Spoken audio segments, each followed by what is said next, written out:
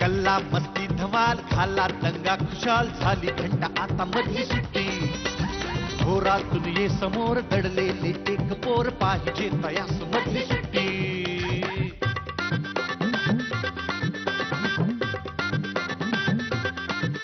कसे रंग त्यांचे कसे गंध त्यांचे विचारून घ्या या फुलांना जरा नको सारखी शिस्त आणि पहारे मुलांना ती द्याना मुलांना जरा किलबिल त्या पाखरास वाऱ्यावर वाहण्यास देत जाई पंख मधली सुट्टी घोरातून ये समोर दडले एक पोर पाहिजे तयास मधली सुट्टी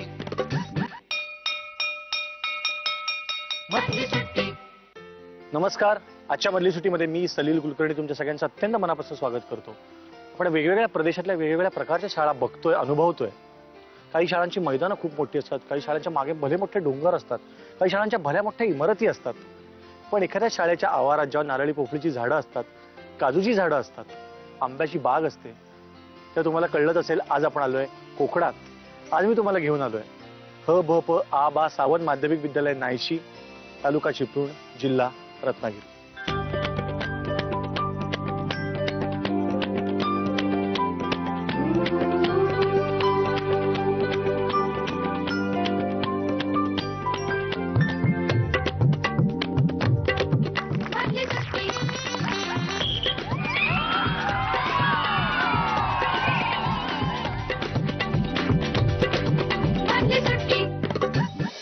रत्न मला प्रत्येकच शाळेत भेटतात, त्यांच्याशी गप्पा मारायला अतिशय मजा येते.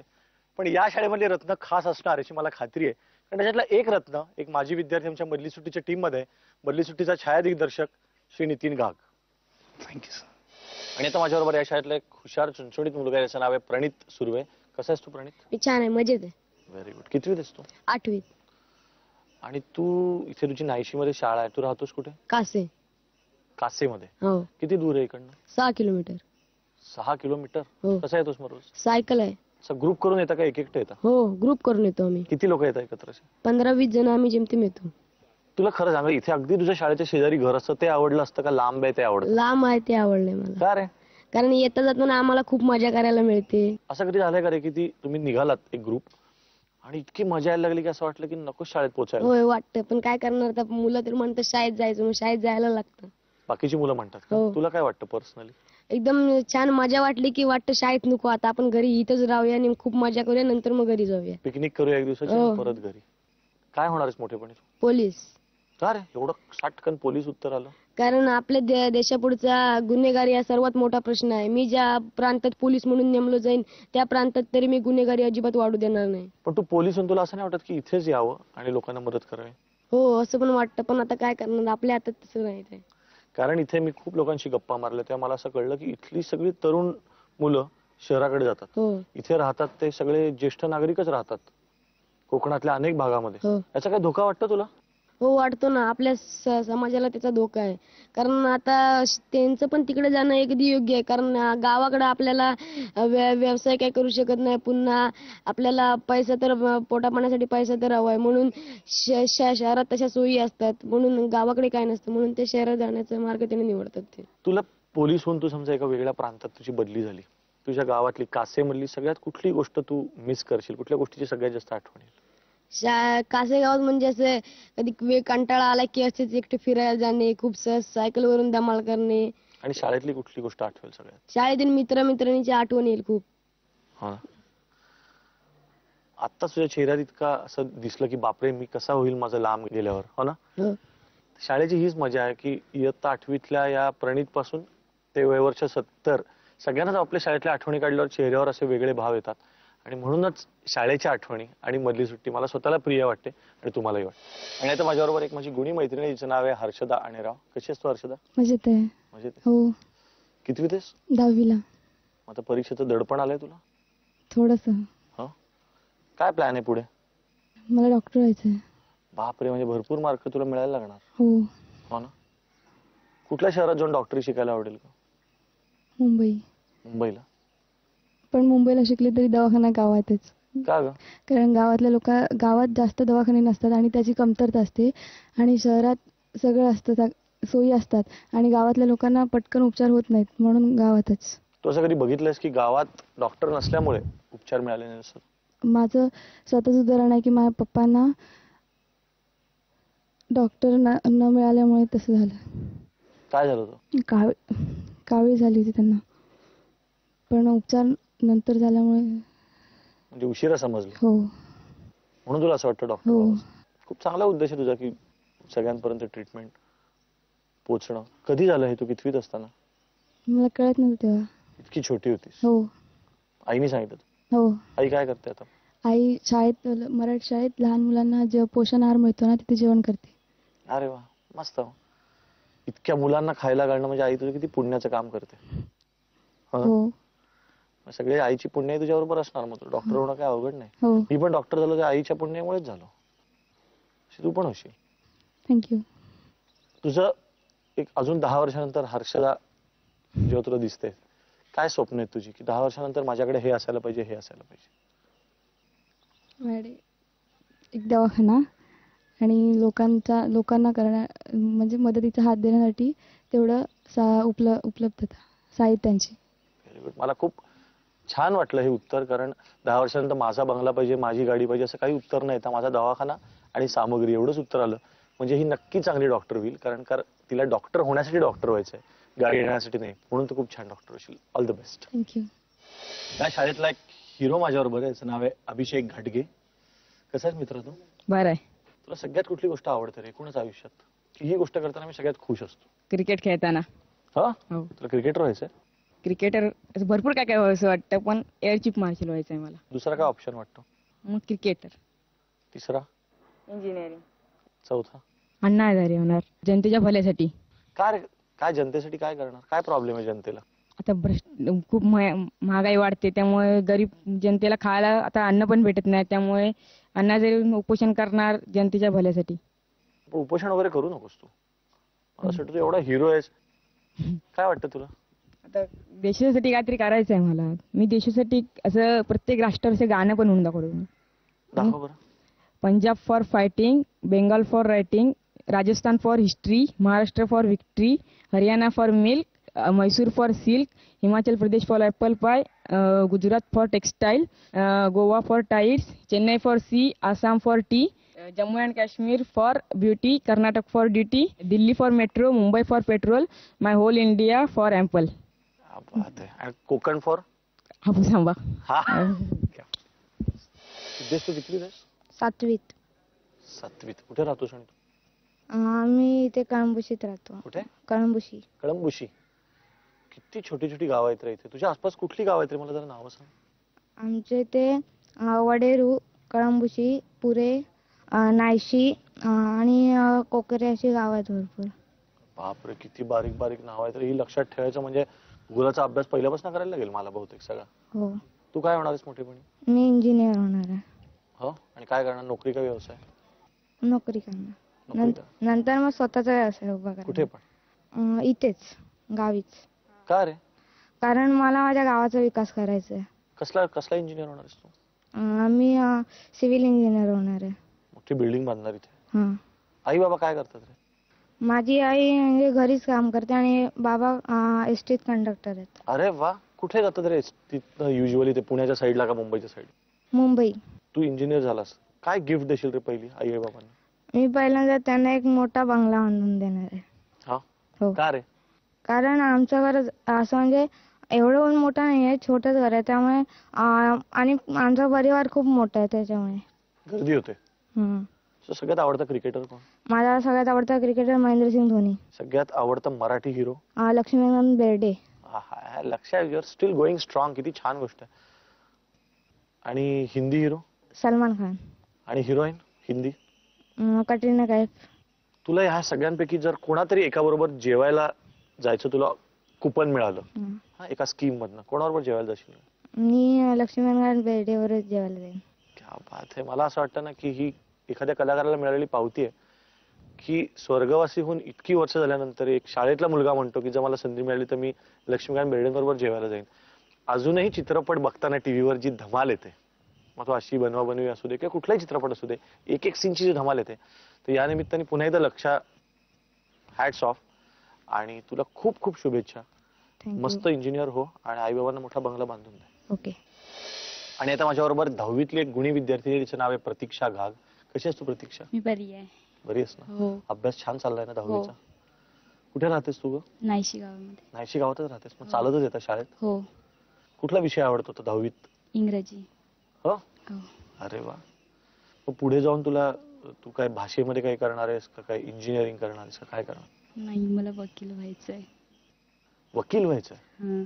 का ग, वकीलच का व्हावं असं वाटतं? जेव्हा माझ्या पप्पांना न्याय मिळाला नाही, माझ्या पप्पांची हत्या करण्यात आली, म्हणजे माझ्या पप्पांना हत्या झाली ना, तेव्हा ते सगळं त्यांच्या विरोधात, म्हणजे ज्यांनी केली त्यांच्या विरोधात सगळं होतं, पण त्यांना न्याय मिळाला नाही तिथे. मला असं वाटतं की तिथे कोर्टात सुद्धा पैशावाल्यांचंच चालतं, म्हणजे आमच्या गरिबांसारख्या लोकांना न्याय मिळत नाही. मला गरिबांसारख्या लोकांना न्याय मिळवून द्यायचा आहे तिथे, अन्याय नाही. कारण न्यायालयामध्ये न्याय मिळतो, अन्याय नाही होत. किती वर्ष झाली या घटनेला? 2 वर्ष झाली. मी 8वीत होते तेव्हा. काय करायचे वडील? माझे वडील ग्रामपंचायतीमध्ये होते. मग शिक्षा कोणालाच झाली नाही? नाही. माहिती असून की कोणी केलं तरी शिक्षा हा, नाही झाली? नाही झाली. त्यामुळे माझ्या आईला खूप त्रास झाला. हो ना. म्हणजे वकील होऊन न्याय मिळवून देऊन आईला न्याय मिळवून द्यायचं. हो.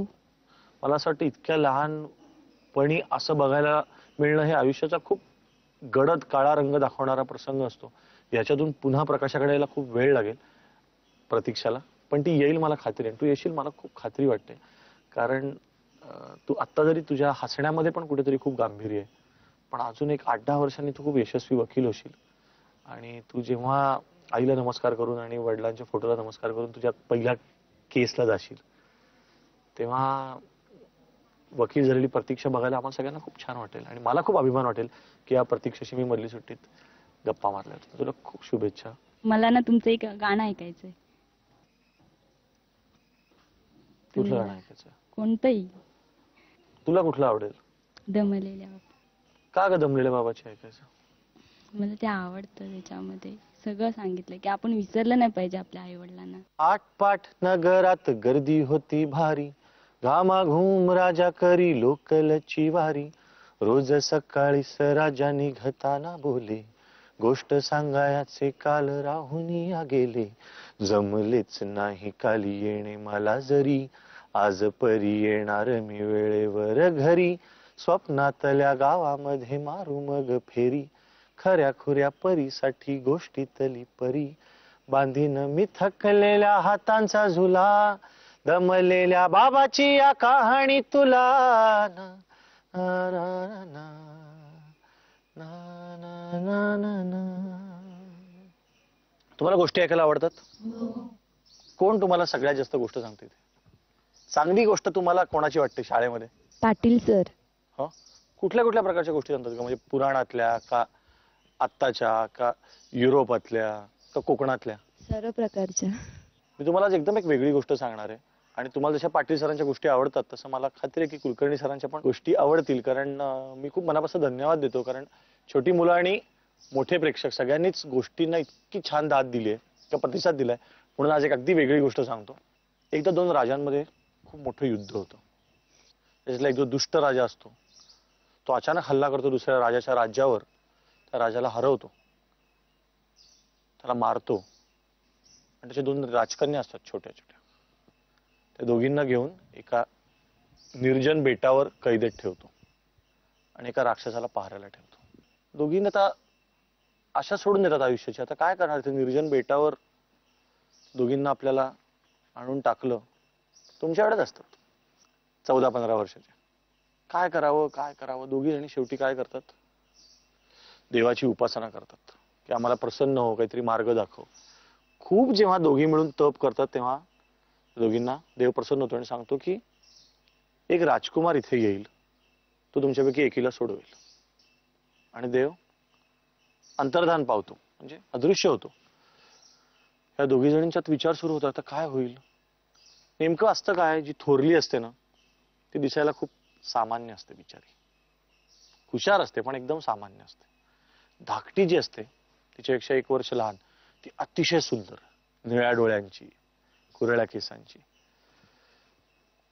ती तर लगेच विचार करते की राजकुमार जर आला तर तो मला सोडवणार नक्की, मी इतकी सुंदर आहे.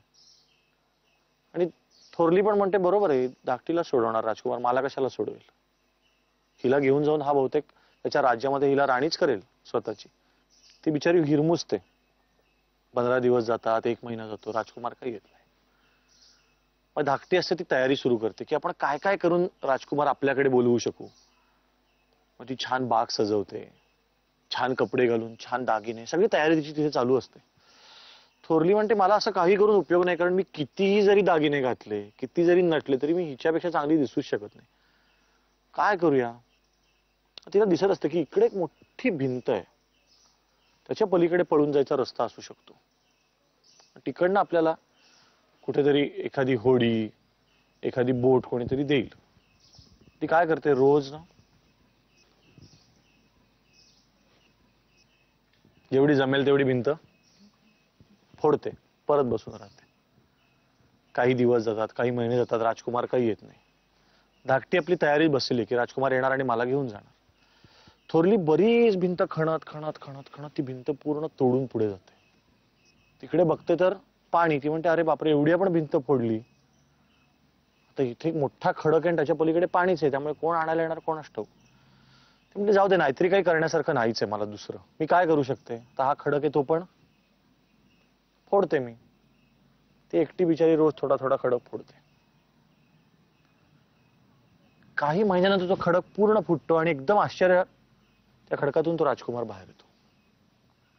आणि तो म्हणतो की मी शापित राजकुमार होता, मला एक शाप दिला होता एका ऋषींनी, मी खडकात अडकलो होतो. आणि मला तेव्हा त्यांनी उशाप दिला होता की एक राजकन्या येऊन तुला सोडवेल आणि मग तू त्या राजकन्याला मदत कर. आता तू मला सोडवलंस, मी तुला घेऊन जातो. तर ही सुंदर राजकन्या म्हणते माझं काय. तर राजकुमार म्हणतो की तू हिला विचार, कारण मला फक्त एका राजकन्याला सोडवायचा उशाप मिळालाय. ती म्हणते नाही, मी तुला पण घेऊन जाणार, कारण मी हे प्रयत्नांनीच मिळवलंय, मला कुठला वर मिळाल्यामुळे मी केलंच नाही, मी प्रयत्नांनीच मिळवलं की नाही हे.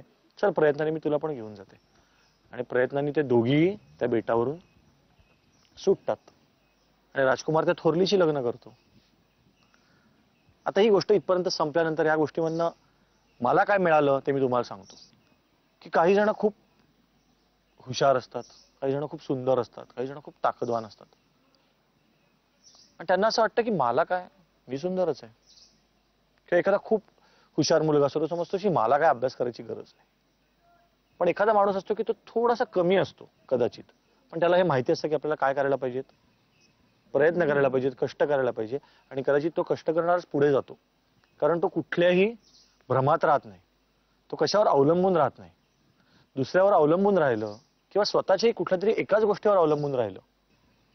एक कोणीतरी गॉडफादर असतो, त्या गॉडफादरवर सगळेजण त्याला पकडून थांबलेले असतात की तो आपलं असं करेल, तो याचंही असं करेल, त्याचंही तसं करेल.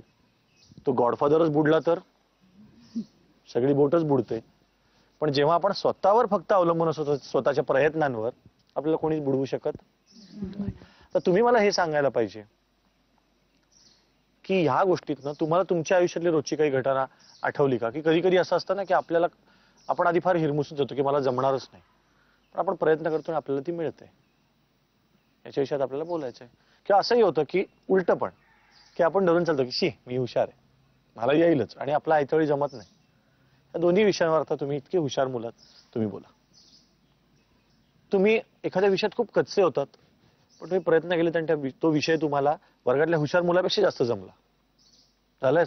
विषय का माझ्या इंग्रजीमध्ये पुढे असायचा, पण ह्यावेळी मी त्याच्या एवढेच मार्क मिळवले. कसे मिळवलेस? अभ्यास केला भरपूर. अभ्यास करून. जेव्हा मला एखादं गणित समजलं नाही की मला खूप राग येतो, मी वया बिया फेकायला लागतो, मला जमलंच कसं नाही. मग नंतर खूप त्याच्या म्हणजे गणिताच्या एकदम खोलवर गेलं की मग ते मला गणित सुटत जातं आपोआप, मग मला आनंद होतो. रागावून फेकून तर कधीच काही काम होत नाही, बरोबर आहे की नाही? बरोबर. माझ्या मैत्रिणीला जास्त आत्मविश्वास असायचा की म्हणजे माझ्यासारखं कोणच नाही अभ्यासात वगैरे. नंतर तिच्या पुढे जेव्हा मी गेली त्यावेळेला तिला असं समजलं की बाबा नाही, माझ्या बरोबर पण स्पर्धेला कोणतरी आहे. मला वाटतं फार करेक्ट आणि फार सुंदर उदाहरण दिलं हिने.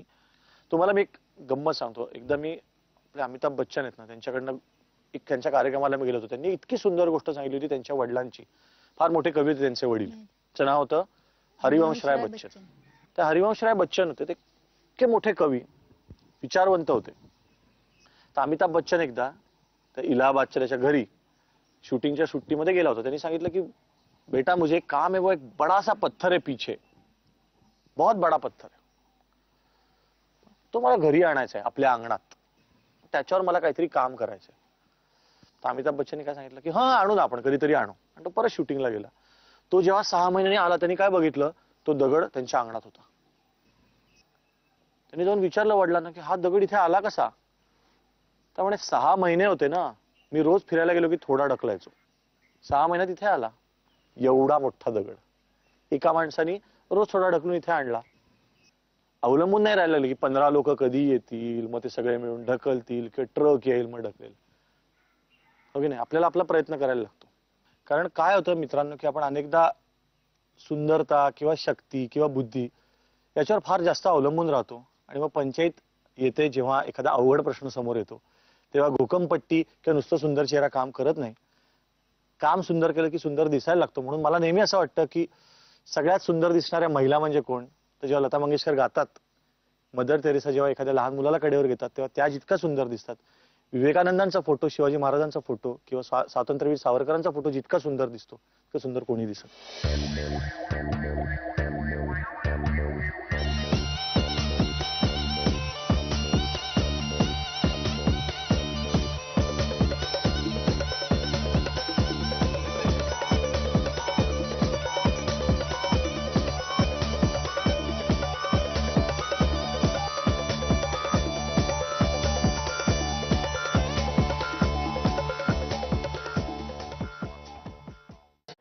नायशी मधल्या या शाळेतल्या मुलांशी आपल्या गप्पा चालू राहतीलच. पण आता मी तुम्हाला घेऊन आलो एका सेलिब्रिटीच्या शाळेमध्ये. आणि ही जी सेलिब्रिटी आहे ती माझी मैत्रीण आहे. आणि आपण जिला रंगमंचावर, टेलिव्हिजनवर, चित्रपटात सगळीकडे बघितलंय. आणि मला खात्री आहे की महाराष्ट्रातल्या प्रत्येक ज्येष्ठ व्यक्तीला असं वाटत असेल की आपली मुलगी असावी तर अशी गुणी असावी. आणि प्रत्येक छोट्या मुलाला वाटत असेल की आपली ताई अशीच असावी. पुन्हा एकदा मस्त गावे, हसावे, झुलावे, खुलावे, किती वाटते उतरून ओझे वयाचे चलारे, पहा कोवळे ऊन बोलावते.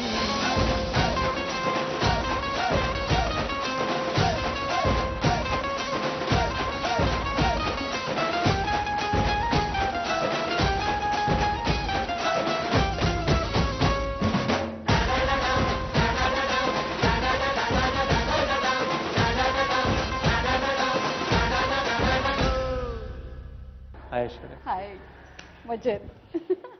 पण शाळेतल्या खट्याळपणाच्या काय हायलाइट्स आहेत? बेसिकली शाळेशी खूप अटॅच आहे, म्हणजे सगळेच असतात आदर, पण माझं म्हणजे खूपच खूपच खूपच प्रेम आहे. म्हणजे मी कॉलेज जितकं एन्जॉय केलं नसेल इतकी मी शाळा एन्जॉय केली. माझा प्रत्येक क्षण लक्षात आहे शाळेचा. म्हणजे आमच्या सुधाताई साठे ज्यांनी ही शाळा आमची उभी केली, म्हणजे असं वाटतं की त्यांच्यामुळे खूप काय काय मिळालंय आयुष्यात शाळेमुळे. तर तू जसं म्हणालास तसं शाळेचे खूप खरंच क्षण लक्षात राहतात. डॉमिनेटिंग होते मी शाळेत खूप, म्हणजे अजूनही आहे असं आम्ही म्हणतो, पण तो एक वेगळा मुद्दा आहे ऑल टुगेदर.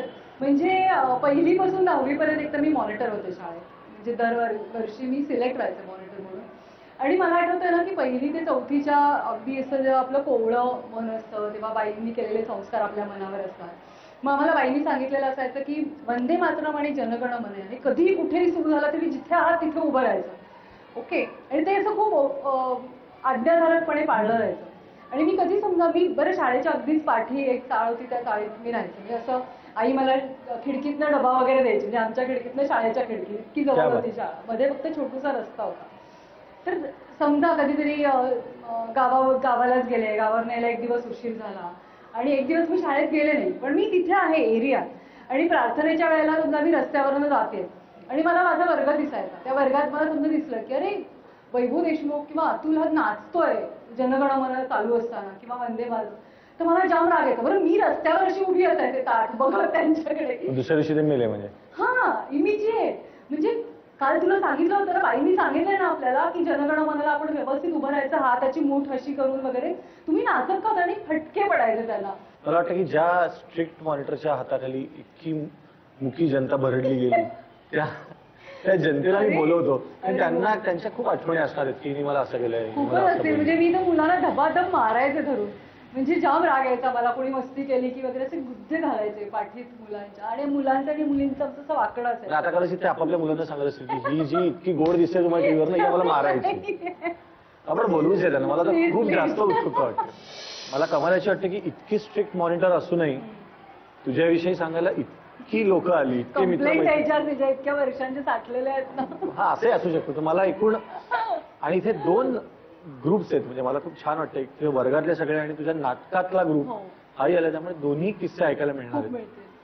तर मला आता हिने सांगितलं की भयंकर स्ट्रिक्ट मॉनिटर होती आणि ती शाळेत आली नाही तरी लांबून तिला. या दोघांना आणि या मुलांना दोघांना, अतुलला आणि वैभवला असं माहिती. ती शाळेच्या मागच्या बाजूला राहायची आणि ती बघत असायची घरी असले कोण काय करते. तिची अजूनही नजर मला दिसते की अजून तशीच आहे, मॉनिटरची नजर. आणि ती होती स्ट्रिक्ट, नो डाऊट. कठोर नाही म्हणत, स्ट्रिक्ट होती. मी कोणाला कंट्रोलच्या बाहेर न जाऊन दिलं त्यांनी. एवढं निश्चित. पूर्ण 10 वर्ष. नंतर तरी नाही, पण पहिली 4-5 वर्ष, 5वी 6वी पर्यंत तरी अगदीच मला आठवतं. कारण नंतर मग ती शिस्त लागली मुलांना. शाळेमध्ये बघितलं ना ती तशीच होती ऍक्च्युली. म्हणजे मला तरी आतापर्यंत असं कधी, आम्ही नाटकामध्ये कामं करायचो, पण मला तरी आतापर्यंत असं कधी आठवत नाही की पल्लवीने कुठलाही दंगा केलाय किंवा कधी आरडाओरडा केलाय, कोणावरती चिडली आहे. आणि म्हणजे शांतपणे ती स्वतःच नाटकामध्ये पण खूप सिन्सिअरली स्वतःची भूमिका होते, नो डाऊट अबाउट इट. आणि ह्याच बरोबर म्हणजे आश्चर्य ह्या गोष्टीचं होतं की तिने त्याचबरोबर तिचा अभ्यासातला पण नंबर कधी सोडला नाही. ही एक खरं म्हटलं तर कौतुकाची गोष्ट मी सांगू शकते. प्रौढ आदर्श विद्यार्थी. अपराध म्हणतो ते अगदी बरोबर आहे. ती पहिल्यापासून खूप सिन्सिअर होती आणि तिला 10वीमध्ये आमच्याकडे बेस्ट स्टुडंट म्हणजे आदर्श विद्यार्थी किंवा आदर्श विद्यार्थिनीचं प्राइज द्यायची पद्धत असते, तर ती तिला मिळाली होती. आणि शी वॉज वर्थ इट. म्हणजे शी वॉज वर्थ इट. आमचं ताटी उघडा ज्ञानेश्वरा म्हणून नाटक होतं, तर त्याच्यामध्ये ती ज्ञानेश्वर असायची, मी मुक्ताबाई असायची. तर तो शेवटचा सीन होता. ती मुक्ताबाई गात असते ताटी उघडा ज्ञानेश्वरा अशी आर्त एकदम, आणि ही एकदम दार ढकलून अशी बाहेर येते आणि मग आमच्या दोघींची मिठी होते, ज्ञानेश्वर आणि मुक्ताबाई. असा तो सीन होता. तो सीन एंड होतो, पडदा पडतो आणि मग नंतर आम्ही सगळे असे आत गेलो ऍज युजल आणि मेकअप रूम मध्ये एकदम ही ढसा रडायला लागली. म्हटलं काय झालं काय. मग नंतर आम्हाला स्ट्राईक झालं, म्हणजे त्या भूमिकेत ती इतकी समरस इतकी इन्व्हॉल्व्ह झाली होती ना की म्हणजे तो हँगओव्हर असतो तो तसाच पुढे राहिला. त्यामुळे मग प्रत्येक प्रयोगानंतर पल्लू ठीक आहेस ना, ठीक आहेस ना पल्लू, असं एक आमचं होतं. ह्या सगळ्या भूमिकानंतर असं वाटत होतं की पुढे जाऊन अभिनेत्रीच होईल. हो, वाटत होतं. कारण प्रत्येक ठिकाणी तिला बेस्ट ऍक्ट्रेस वगैरे अशी अवॉर्ड असायची. तुझं काय स्वप्न होतं शाळेत? 7वी 8वीत असताना तुला विचारलं असतं? स्वप्नच नव्हतं. म्हणजे मला असं वाटायचं की जसं 10वी पर्यंतचं शिक्षण असतं की पहिली नंतर दुसरी नंतर तिसरी, ह्याच्यात काही ठरवायचं नसतं. तसंच असायला पाहिजे 10वीच्या पुढे की हे करायचंय बस. मला फक्त मेडिकल साईडला जायचं, मी बी फार्मसी किंवा त्या टाईप काहीतरी करायचं. मी मायक्रोबायोलॉजी केलं, पण मीन टाईम हे सुरू झालं, एक एक प्रोजेक्ट येत गेला आणि मी करत गेले. मी असं कधीच डोक्यात नव्हतं की हे करिअर करायचंय. म्हणजे अगदी सोपं सांगायचं तर प्रोफेशनल नाटकाला नाईट मिळते हे गणितही नव्हतं डोंबिवलीपर्यंत पोहोचलेलं. आपल्याला करायला मजा येते, हाच भाग होता. पण मला असं वाटतं की तोच भाग पुढे सगळ्यात जास्त आनंद देतो. अगदी अगदी. एखाद्या गोष्टीची समरस होणं हा तिच्यामध्ये खूप मोठा गुण आहे. मग तो अगदी शाळेतल्या मॉनिटर पासून असो, तिच्या कॉलेजच्या जीवनामधील तिचा अभ्यास आणि ते सगळं असो, किंवा नाटकाबद्दल. म्हणजे जेव्हा आम्ही जळगावला वगैरे दौऱ्याला जायचो, फैजपूर किंवा तिथल्या साखर कारखान्यांमध्ये करायचो, तर हिचं वहिनीने जी सांगितलं की ही रडायची, ती प्रत्येक नाटकाला रडायची. म्हणजे प्रत्येक तो सीन झाला की परत तिथे ती रडतच बसायची. म्हणजे रोज आपण तेच करतो आणि रोज ती तेच करायची. पण मला ह्याच्यामध्ये एकच सांगायचं पुढे जाऊन की मला वाटतं की ते समरस होणं जे आहे ना, तर मला वाटतं आताही तिला ग्लिसरीनचा वापर फार कमी करावा लागत असेल असं मला अगदी 100% वाटतं. मला गंमत अशी वाटते की नाटक बिटक हे सगळं यशस्वीपणे करून परत अभ्यासात पहिलं येण्यासाठी पण आवडीचा असतो रे. म्हणजे मला आठवत नाही की मी कधी कंटाळले शाळेत यायला. मला खूप आवडायचा अभ्यास करायला. म्हणजे मला अजूनही असं वाटतं की यार मी बाहेरपासून काहीतरी अजून शिकेन. म्हणजे आता सायन्स असल्यामुळे प्रॅक्टिकल्सला जायला पाहिजे, पण अदरवाईज बाहेर कुठला तरी अभ्यासक्रम करून मी कुठल्या तरी परीक्षा देईन असं मला मध्ये मध्ये मुक्ती येत असते. म्हणजे ते आत आहे, आवडतं खूप, त्याच्यामुळे असेल. आता अभ्यासाची आवड आहे म्हणल्यावर प्रश्नच मिळतो. मला कमाल वाटते या गोष्टीची खरंच की एखादी व्यक्ती सगळ्याच बाबतीत कशी नंबर 1 वर असू शकते आणि सगळ्या मित्रमैत्रिणींच्या नजरेमध्ये इतकं कौतुक दिसतंय, पण या सगळ्यांपेक्षा जास्त कौतुक जे शिक्षकांच्या नजरेत असेल मला खात्री आहे.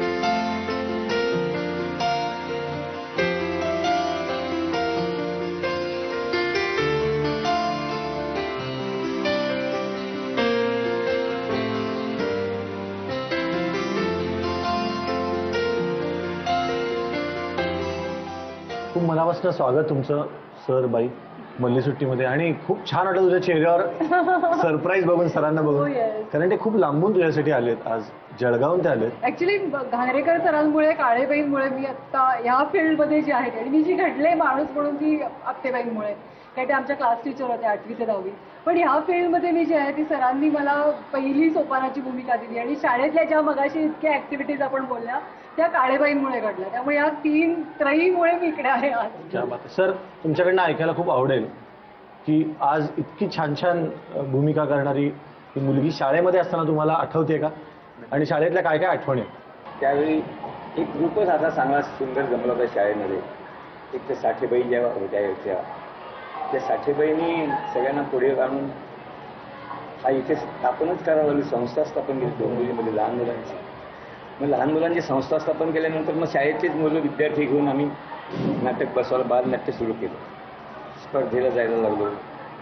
पुढे 4-5 वर्ष सतत तुमच्या सुधातांच्या स्पर्धेत पहिला नंबर मिळवला सगळ्या मुलांना. पण तुम्हाला तेव्हा असं वाटलं की पुढे जाऊन ही अभिनेत्री होईल?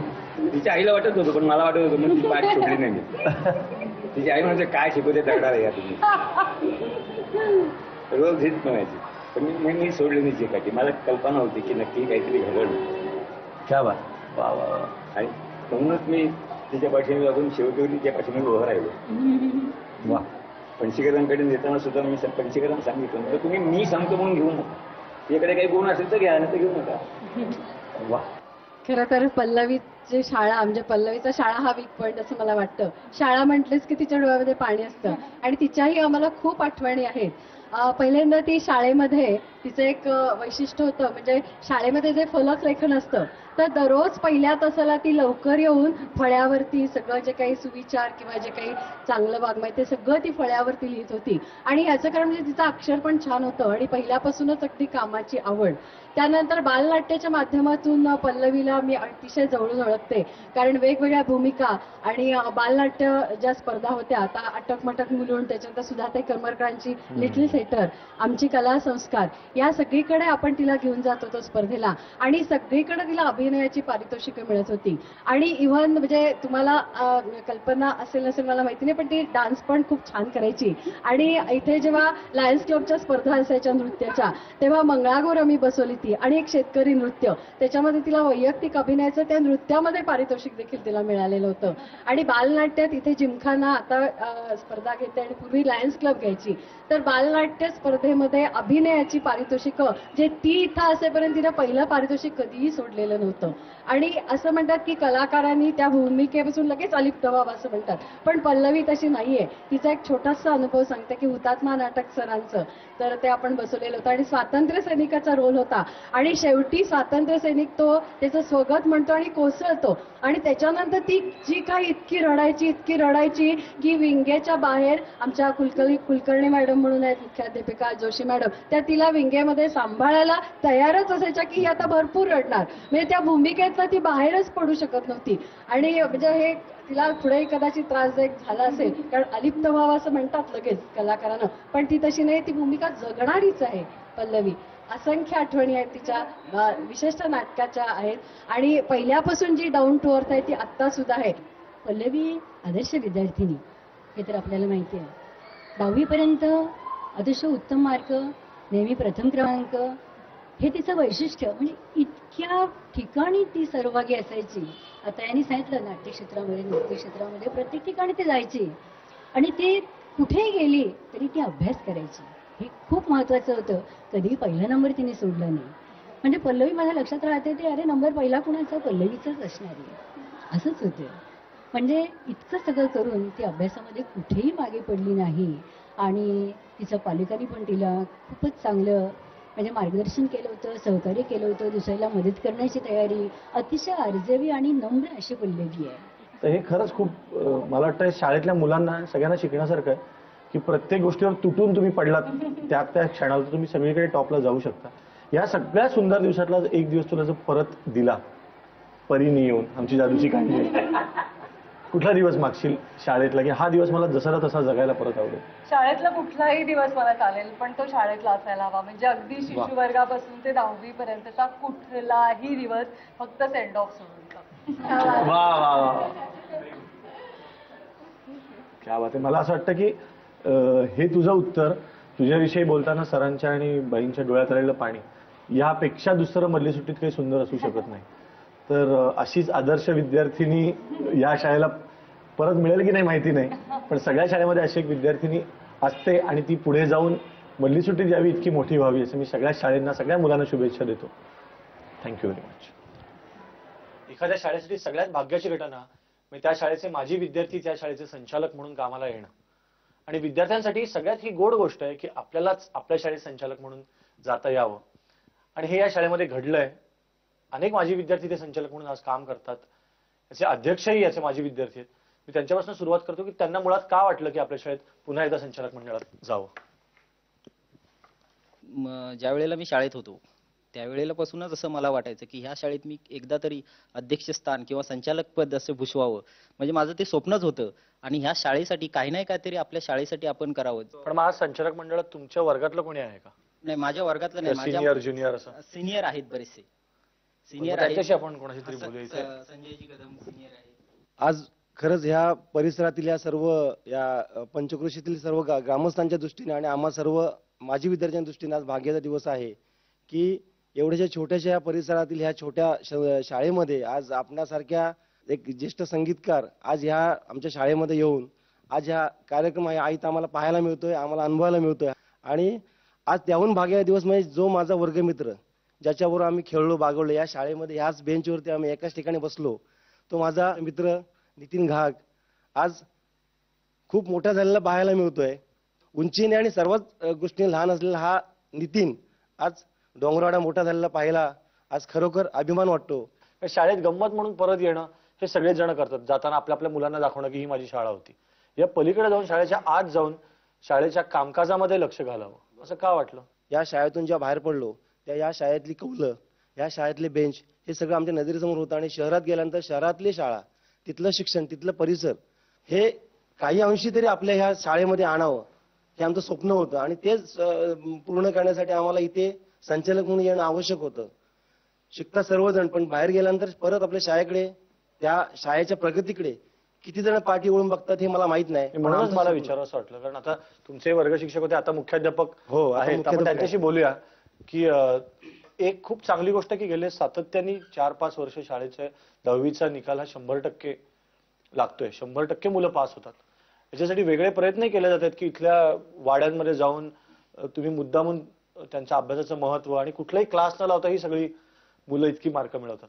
याच्या मागे नक्की काय हा बदल झाला की याच्यामुळे इतकं रिझल्ट लागायला लागला? 10वीला मुलं आल्यानंतर प्रत्येक गावातील प्रत्येक वाडीतील बॅच तयार करतात आणि त्या मुलांना त्या विद्यार्थ्यांनी कोणत्या घरामध्ये बसायचं, तिथं अभ्यास करायचा, पालकांनी त्या ठिकाणी जाऊन लक्ष द्यायचं आणि आपण अभ्यास, ते विद्यार्थी अभ्यास करतात की नाही तर त्यांच्यावरती आपण म्हणतो की आपण एक पाळत ठेवायची. हे प्रयत्न आमचे हे सतत चालू असतात. शिवाय संस्था जेव्हा खंबीर पाठीशी असते तेव्हा शिक्षक हा खऱ्या अर्थानं सुखी असतो. म्हणजे शिक्षकांना काय वेळा आम्हाला रागावं लागतं, काय वेळा दम पण द्यावा लागतो. जरी तक्रारी येतात, तक्रारी येतात चांगल्यासाठी येतात, तरी पण संस्था खंबीर असल्यामुळं तर आम्हाला थोडा जोर येतो आणि संस्था आम्हाला म्हणते जो निकाल लागतो हा त्या शिक्षकांच्यामुळेच लागतो. त्यामुळे शिक्षक आमचे आणखी त्याच्यामुळे 10वीचे विद्यार्थी आहेत का इथे? हे जे आता सरांनी सांगितलं की तुम्ही कुठे बसून अभ्यास करायचा, त्या अभ्यास करतात की नाही आई वडिलांनी सांगायचं शिक्षकांना, याचा आपल्याला खरंच खूप इतरांपेक्षा वेगळा उपयोग होतोय. इथे शिक्षक समजावून सांगतात की काय अभ्यास करायचा, कसा करायचा, आणि घरी एकत्र अभ्यास केल्यावर आपल्याला समजतं, आपल्या चुका समजतात, आपल्याला अभ्यासात आवड निर्माण होते अभ्यास पुन्हा पुन्हा करण्यासाठी. ह्या मुळात विचार कोणाच्या डोक्यात आला की आपण त्यांच्यापर्यंत जाऊन त्यांच्या अभ्यासाची मेथड आपण ठरवावी, हे तुमच्या संचालकांपैकी कधी कोणी ठरवलं किंवा शिक्षकांनी कोणी ठरवलं? 1989 पासून रात्रशाळेची आमच्याकडे सुरुवात झाली. म्हणजे साधारण जानेवारी, फेब्रुवारी, मार्च हे 3 महिने परीक्षेचे असतात चांगले, आणि तिथं मुलांचा अभ्यास कव्हर झाला तर चांगला रिझल्ट मिळेल. आणि हे शिरभाऊ फणसेने सुरू केलं, आणि त्या बॅचचा मी पहिला विद्यार्थी होतो रात्रशाळेचा. तर मग पूर्ण मुली आणि मुलं असं पूर्ण नाईट क्लासला बोलवायचं. दिवसभर शाळेमध्ये रुटीनचा अभ्यास झाला की घरी जाऊन पुन्हा यायचं परत, आणि रात्रभर शाळेमध्ये अभ्यास करायचा. सकाळी आंघोळ करून परत शाळेत यायचं. असं मग ते 3 महिने सुरुवात, तिथून खरं रात्रशाळेची सुरुवात झाली. म्हणजे पूर्ण वेळ शाळा? हा, पूर्ण वेळ शाळा, दिवस रात्र. हा, दिवस रात्र. आणि त्या संकल्पनेतून मग पुढे त्याच्यातून मग रिझल्ट चांगले लागू लागले. मग हे अध्यक्ष झाले आमचे सहकारी महेंद्र कदम. त्यांनी असा निर्णय घेतला की रात्रशाळेपेक्षा आपण त्या वाडीमध्ये त्या गावामध्ये विद्यार्थ्यांचा ग्रुप बनवूया, आणि त्यातूनही सुद्धा 100% रिझल्ट मिळावे. आणि तो चांगला यशस्वी झाला की रात्रीच्या विद्यार्थ्यांनी इथं बोलवणं थोडंसं जोखमीचं संस्थेला होतंच. शिक्षकांना सुद्धा रात्रंदिवस काम करावं लागायचं. आणि त्या प्रयत्नातून आम्ही हा मार्ग शोधला की त्या वाडीमध्ये मुलांना इकडं डबल येण्यापेक्षा 5ला सुटल्यानंतर त्यांनी जेवून एका विद्यार्थ्याच्या घरी बसावं आणि अभ्यास करावा. आणि तो प्रयत्न यशस्वी झाला आणि 100% निकाल लागला. मला याच्यात वाटतं एक फार चांगली गोष्ट या तुमच्या याच्यात होत असेल की एक ग्रुप करून अभ्यास करण्याच्यात एकूणच जी आपली सांघिक भावना आहे ती पण फार चांगली होते. कारण एकटा घरी जेव्हा माणूस अभ्यास करतो तेव्हा आपल्याला नक्की अंदाज येत नाही की आपण कुठे उभे राहतो. एकत्र अभ्यास करताना तुम्हाला लक्षात येत असेल की यालाही येतंय, मलाही येतंय, याला येतंय, मला येत नाही, म्हणजे मला यायला हवं. असे अनेक फायदे आहेत मला वाटतं एकत्र अभ्यास करण्याचे. ते अजून एक वैशिष्ट्य म्हणजे इथल्या एक माझी विद्यार्थिनी आता इथे शिक्षिका म्हणून काम करतात, त्यांच्याशी आपण बोलूया की इथे नेमकं कसं वाटतं आता की ज्या परिसरात आपण रोज विद्यार्थिनी म्हणून यायचो तिथे आता जाऊन मुलांना शिकवायचं. या शाळेमध्ये मी 1990 पर्यंत 90ला 10वी झाली माझी. त्यावेळी या शाळेतले शिक्षक, आताचे मुख्याध्यापक घाग सर आणि घाडगे सर हे माझे शिक्षक आहेत. आणि या शाळेत पुन्हा त्यांचं शिकवणं आणि त्यांनी दिलेले जे चांगले त्यावेळेचं ज्ञान, त्यामुळे असं झालं की या शाळेत हे सर असं शिकवतात, आपण सुद्धा शिक्षिकाच व्हायचं आणि या शाळेमध्ये विद्यार्थ्यांना तसंच घडवायचं हे मनानं घेतलं आणि ठरवलं की नाही, आपण शिक्षिका होऊन या शाळेमध्ये पुन्हा यायचं. मला फार छान वाटलं हे बोलणं ऐकताना. आणि आता मी ज्यांच्याशी बोलणार आहे या शाळेचेच माजी विद्यार्थी आणि बदली सुट्टीचे छायादिग्दर्शक नितीन गाग, कारण त्यांनी अनेक चित्रपट, अनेक मालिकांचं छायादिग्दर्शन केलं. कॅमेऱ्यातून त्यांनी सगळ्या जगाकडे बघितलं, पण आज आपल्या शाळेकडे तुम्ही जेव्हा कॅमेऱ्यातून बघत होतात तेव्हा नेमकं कसं वाटत होतं? अख्ख्या महाराष्ट्रात तुमच्याबरोबर मी फिरलो, सगळ्या शाळेतनं गेलो, पण ज्या दिवशी माझ्या शाळेची वेळ आली तेव्हा अंगावर शाळे आल्यात. अजूनही मला वाटत नाही की मी परत ह्या शाळेत माझ्या येऊन बसलो आणि तुमच्याबरोबर बोलतो. एवढं असं मला म्हणजे बोलू शकत नाही, व्यक्त नाही करू शकत, एवढा आनंद झालाय. काय आठवतं तेव्हाचा नितीन जेव्हा शाळेत यायचा तेव्हाची काय खटकन एखादा दिवस आठवतोय? सर, तेव्हाचा दिवस म्हणजे मेन म्हणजे आमचे मुख्याध्यापक पाटील सर.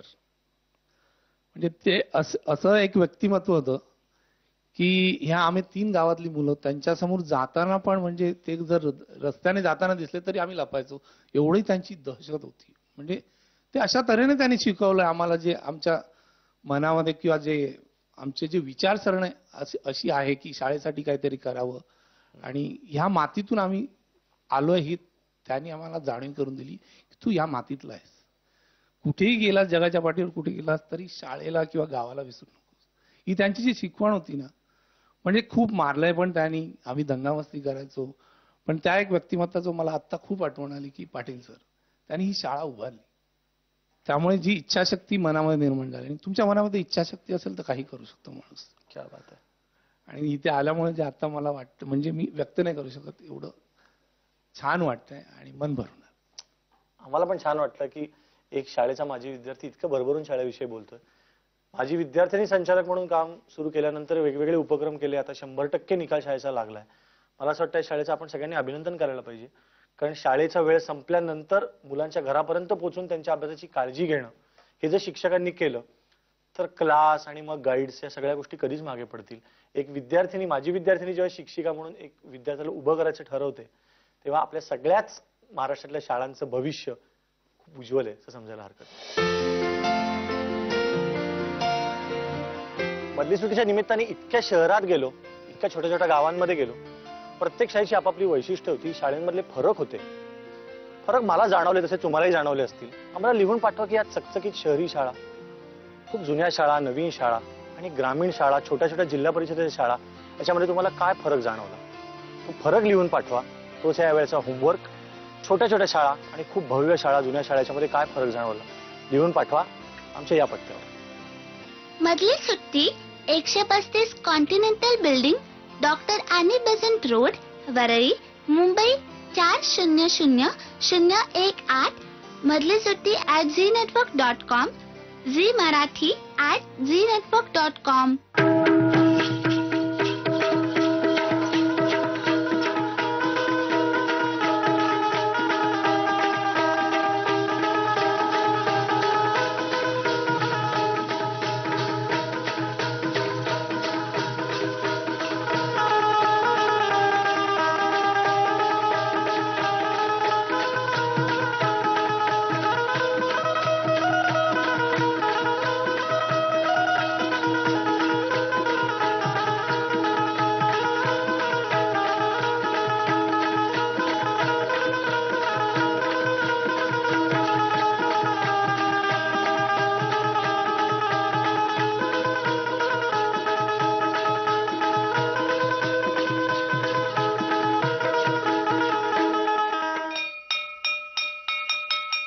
मधली सुट्टी